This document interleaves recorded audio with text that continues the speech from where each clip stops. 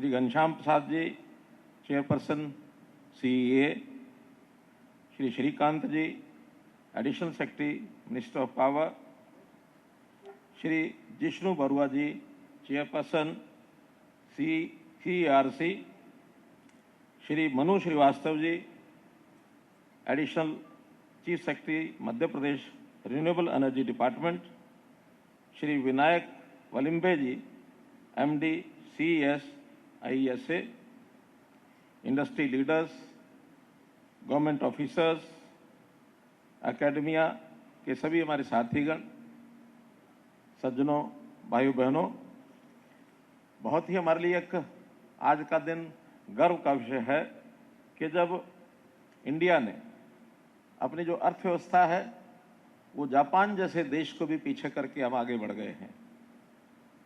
हम आज $4 ट्रिलियन की अर्थव्यवस्था में पहुंचे हैं। ये हमारे बहुत ही सौभाग्य का विषय है। मित्रों, एक भारत का जो पावर सेक्टर है ये एक जिम्मेवारी, एक हमारे लिए अवसर, अपॉर्चुनिटी, और हम देश को कैसे आगे बढ़ाएं, एक प्रकार का हमारा एक सेंट्रल थीम है इस सारे विषय में। और पावर सेक्टर इस सारे हमारे डेवलपमेंट की, हमारी महत्वाकांक्षा का एक हमारा ड्राइविंग फोर्स है। और मैं इसलिए कहता हूं कि देश के प्रधानमंत्री जी ने 2047 तक इस भारत को विकसित भारत के रूप में दुनिया में मान्यता दिलाने के लिए एक आह्वान किया है। और अगर इस लक्ष्य को पूरा करना है तो मैं समझता हूं इसमें हमारा इंडस्ट्री, हमारा उसमें उत्पाद, प्रोडक्शन, हमारा एम्प्लॉयमेंट, हमारा वे ऑफ लाइफ, इस सारे को अगर हम आगे बढ़ाते हैं तब ये संभव है। और इस सारे को आगे बढ़ाने के लिए power is the main sector इन सब चीजों के बीच में है। Without power we can not achieve even one step in this direction. इसलिए मित्रों, हमें अपनी इकोनॉमी को विस्तार करना होगा। उसके लिए जैसे जैसे एनर्जी डिमांड ये बढ़ेगी, उस डिमांड को पूरा करने के लिए हम सबको और एक ऐसा पावर इकोसिस्टम तैयार करना होगा जो mega cities, high speed rail networks, giga factories, data centres, electric mobility corridors और ग्रीन हाइड्रोजन हब्स को क्लीन एनर्जी से संचालित कर सके, इस प्रकार का एक वातावरण बनाना होगा। मित्रों, आज दुनिया में भारत एक इमर्जिंग इकोनॉमी के नाते से आगे बढ़ रही है, तो इसके लिए हमको एनर्जी लीडर के रूप में दुनिया देखना चाहती है। और हमारी जो पिछले 15 वर्ष की मैं एक गति को बता सकता हूं कि जिस डायरेक्शन में, जिस गति से हम बढ़ रहे हैं, दुनिया ने विश्वास करना शुरू कर दिया है कि India can be a leader in this field. निश्चित रूप से हम सब मिल करके आगे बढ़ेंगे। इस सारे में हम अपनी गति को दुगना करना चाहेंगे। अगर जब तक एनर्जी की गति हमारी दुगनी नहीं होती है तो ये सारा काम हमारे लिए मुश्किल है। इसलिए अपने टारगेट को पूरा करने के लिए हमको अपनी पूरी शक्ति, पूरा एक एनर्शिया, पूरा एक जोश ये बना करके रखना होगा। मैं इस समय याद करता हूं स्वामी विवेकानंद जी को। स्वामी विवेकानंद जी ने आज से 100 साल पहले युवाओं के सामने एक बात रखी थी कि इस देश को यदि आगे बढ़ाना है तो उन्होंने कहा था कि awake, arise and move forward, stop till not the goal is achieved. इस मानसिकता से हमको आगे बढ़ना होगा तो हम अपने इस काम को आगे बढ़ा सकते हैं। मित्रों, आइए आज हम इस कॉन्फ्रेंस का जो थीम है उस थीम की बात करें, यानी एनर्जी स्टोरेज। क्योंकि एनर्जी में हम बहुत पहले से अलग अलग तरीकों से काम कर रहे हैं, लेकिन स्टोरेज का विषय फोकस आज जो हमने इस कॉन्फ्रेंस का रखा है। जैसा हम जानते हैं कि पावर की डिमांड को पूरा करने के लिए सोलर और विंड, इस ओर हम आगे बढ़े। हमने बहुत बड़े अचीवमेंट भी किए हैं और इस अचीवमेंट में हमने अभी तक जो हमारा टोटल 472 गीगावाट का जो इस समय जनरेशन हो रही है, उसके अंदर लगभग 50%, बहुत शॉर्ट देन 50% हम पहुंचे हैं। By the end of this year हम 50% मार्क को क्रॉस कर जाएंगे। लेकिन उसके अंदर अपने ग्रिड को स्टेबलाइज करने के लिए, पावर जनरेशन को ऑप्टिमाइज करने के लिए, 24/7 रिलायबल क्लीन एनर्जी सुनिश्चित करने के लिए एनर्जी स्टोरेज सिस्टम ये बहुत अनिवार्य है, इसको हमको खड़ा करना होगा। इसके बिना हम अपनी जो हमारा टारगेट उसको पूरा नहीं कर पाएंगे। और इसके लिए अभी हमारे IEA का आंकलन है कि 2030 तक दुनिया को अपनी स्टोरेज कैपेसिटी को 6 गुना बढ़ाना होगा। कितना बड़ा हमारा टारगेट है, तो इसको बढ़ाने के लिए एनर्जी स्टोरेज जो है इस पर काम करना है। पिछले 3-4 वर्षों में एनर्जी स्टोरेज की जो कॉस्टिंग है वो भी काफ़ी कम हुई है। जो कभी 10 लाख रुपये पर मेगावाट जो इसका एनर्जी स्टोरेज का हमारा खर्च था, आज वो 2.5 लाख पर megawatt per month, not per year, per month ये पहुंचा है। इसका मतलब 1/4 हमारा जो कॉस्ट रह गया है। अब समय है कि हमको PSP और BESS इस कैपेसिटी को तेजी से स्केल अप करना होगा। और स्टोरेज कैपेसिटी बढ़ाने के लिए हमने जो ISTS वेवर, PLI सपोर्ट और अन्य प्रकार के VGF सपोर्ट, इसको इंसेंटिव के रूप में और पॉलिसी सपोर्ट के रूप में जो हमने दिया है, इसको भी हम बराबर बरकरार रखेंगे ताकि हमारा जो इंडस्ट्री है इसको हम तेजी से आगे बढ़ा सकें। इसमें प्राइवेट डेवलपर्स को भी आगे आना होगा और अपनी स्टोरेज कैपेसिटी इसको सेटअप करनी होगी। 2032 तक हमारा जो टारगेट है, हमारी रिक्वायरमेंट है, वो BESS से 47 गीगावाट की है और PSP से 26.7 गीगावाट की ये हमारी रिक्वायरमेंट है। तो इस ओर हमें आगे बढ़ने के लिए आगे आना होगा। बैटरी स्टोरेज की जो वैल्यू चेन है उसमें भी निवेश करना होगा। बिना निवेश के वो काम संभव नहीं है। क्रिटिकल मिनरल्स की माइनिंग करनी होगी और प्रोसेसिंग सेंटर्स ये सेटअप करने होंगे। एडवांस केमिस्ट्री सेल के लिए करीब 18,000 करोड़ रुपए PLI के हम सपोर्ट दे चुके हैं और 50 गीगावाट कैपेसिटी तैयार होने वाली है। इसके अलावा 100 gigawatt non PLI based capacity भी आएगी।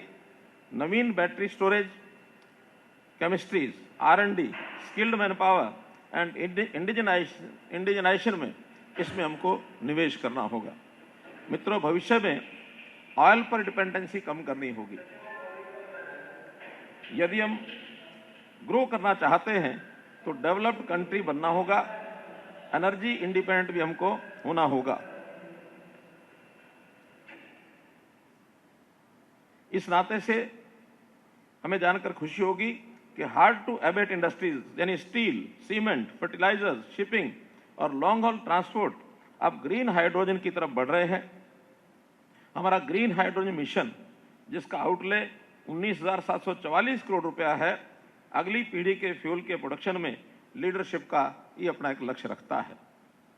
हम 10 मिलियन मीट्रिक टन तक ग्रीन हाइड्रोजन का प्रोडक्शन और 60 से 100 गीगावाट की इलेक्ट्रोलाइजर कैपेसिटी हासिल करना चाहते हैं।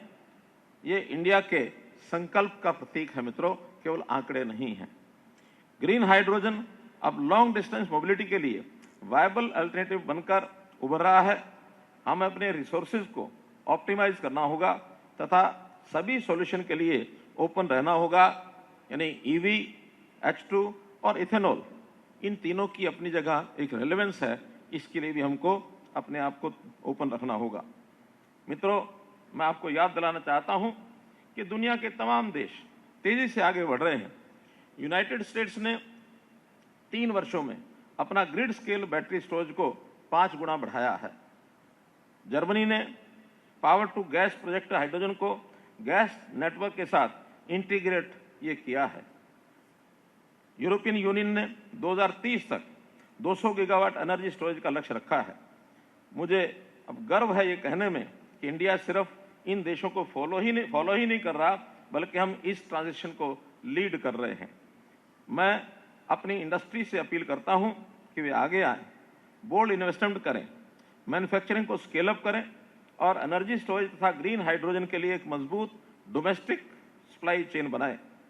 सरकार द्वारा दिए गए इंसेंटिव्स का सभी अपना ये लाभ उठाएं। ग्लोबल पार्टनरशिप बनाएं, पब्लिक प्राइवेट कोलैबोरेशंस का हिस्सा बने। इंडिया का क्लीन एनर्जी मार्केट केवल डोमेस्टिक अपॉर्चुनिटी ही नहीं, बल्कि ग्लोबल लीडरशिप स्पेस है। हमारी रिसर्च इंस्टीट्यूशंस, यूनिवर्सिटीज और स्टार्टअप से भी मैं अपेक्षा करता हूं कि वे next generation long duration storage solutions, hydrogen storage, electrolysis efficiency और ग्रिड इंटीग्रेशन टेक्नोलॉजी पर फोकस करें। मित्रों, ये केवल एक गवर्नमेंट प्रोग्राम या शॉर्ट टर्म गोल नहीं है, बल्कि ये इंडिया का क्लीन एनर्जी रेवोल्यूशन है। और रेवोल्यूशन तभी सफल होते हैं जब उसमें गवर्नमेंट, इंडस्ट्रीज, साइंटिस्ट और नागरिक ये सब मिलकर काम करते हैं। आइए इस अवसर को पकड़ें, एक एनर्जी सिक्योर, क्लाइमेट रेजिलिएंट और इकोनॉमिकल स्ट्रांग इंडिया बनाए, दुनिया को दिखाएं कि एक self reliant clean energy powered nation क्या कर सकता है। इंडिया के एनर्जी ट्रांजिशन को दुनिया के लिए इंस्पिरेशन बनाए। जैसा मैंने पहले कहा कि स्वामी विवेकानंद ने जो कहा, इस अपने टारगेट को पूरा करने के लिए let us awake, arise and move forward, stop not till the goal is achieved. ये हमारी एक वाक्य हमारी इंस्पिरेशन का एक कारण बन सकता है। लेकिन इसमें भी हमको ध्यान रखना होगा कि बचपन में जब पढ़ते थे स्कूल में, उसके अंदर एक कहानी पढ़ते थे और वो था रैबिट एंड टॉर्टॉइस। क्या? Slow and steady wins the race. अब रेस विन करने की वो कहानी होती थी, लेकिन स्लो एंड स्टडी इससे काम नहीं चलेगा।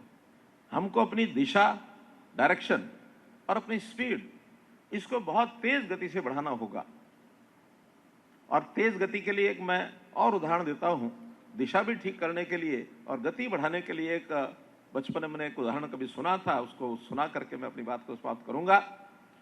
दो नौजवान अपने टारगेट यानी किसी गांव में उनको पहुंचना था, पैदल जाने के रास्ते थे, उस समय कोई वाहन नहीं होते थे और वो पैदल चल पड़े अपने गांव का टारगेट लेकर के कि इस गांव में, गांव उन्होंने देखा नहीं था, अनजान थे, लेकिन वहां पहुंचने के लिए उन्होंने बताया कि इधर जाओ तो आपको गांव जल्दी आ जाएगा।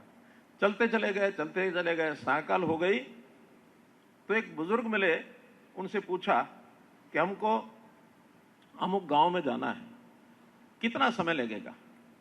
तो बूढ़ा आदमी उन नौजवानों को ऊपर से नीचे तक देखता है और देखने के बाद बड़ा सहज कहता है कि बच्चों, उस गांव में तुम इस जन्म में नहीं पहुंच सकते, अगले जन्म में पहुंचोगे। बड़े हैरान हुए कि बाबा क्या बोल रहा है, ये कह रहा है कि अगले जन्म में पहुंचोगे। कि हम समझे नहीं, हमको बताओ कि कैसे आप ये उत्तर दे रहे हो। मैंने कहा देखिए, आप जिस गांव में जाना है उसको पीछे छोड़ाए हो, जिस साइड में जा रहे हो, इधर जाते जाते तो पृथ्वी का पूरा चक्कर लगा करके फिर गांव आएगा, अगले जन्म में पहुंचोगे। मतलब टारगेट को ठीक चुनना और टारगेट पर पहुंचना, उसके लिए भी बहुत हमको समझदारी से काम करना होगा। जो हमारे जितने भी डिपार्टमेंट्स हैं, जितने ये टारगेट्स बनाते हैं, योजनाएं बनाते हैं, इस लक्ष्य को पूरा करने के लिए हमको एक प्लानिंग देते हैं, उस पर हम सबको मिलकर काम करना होगा।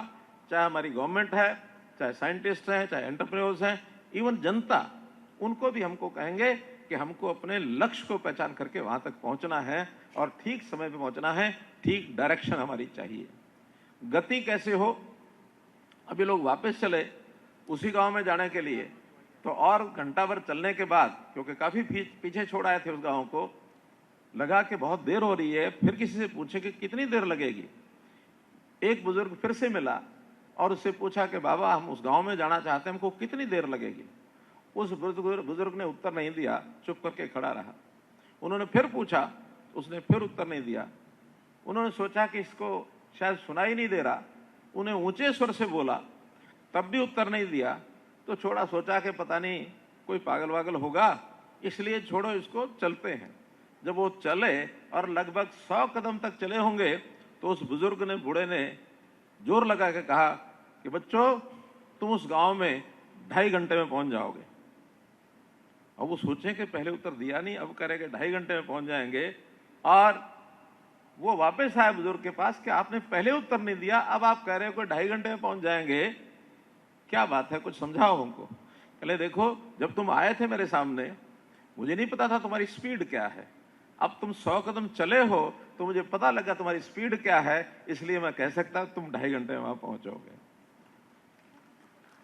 मित्रों, बहुत कहानियां छोटी होती हैं, लेकिन ये बहुत एक प्रकार से प्रेरणादायक होती हैं, विचार बोधक होती हैं कि हमको अपनी डायरेक्शन भी ठीक रखनी है, अपना टारगेट क्या है ये भी ठीक से समझना है और अपनी स्पीड को भी ठीक रखना है, ताकि हम इन सब चीज़ों को ध्यान में रखते हुए और किस प्रकार से एक रिलायबल, किस प्रकार से हम अपने एनर्जी का ये sector 24/7 clean and green energy हम दे सकते हैं, लोगों के लिए ईज ऑफ लिविंग का हम एक कारण बन सकते हैं। यदि करेंगे तो निश्चित रूप से हम अपनी भूमिका को निभाने में सफल होंगे। बहुत बहुत धन्यवाद।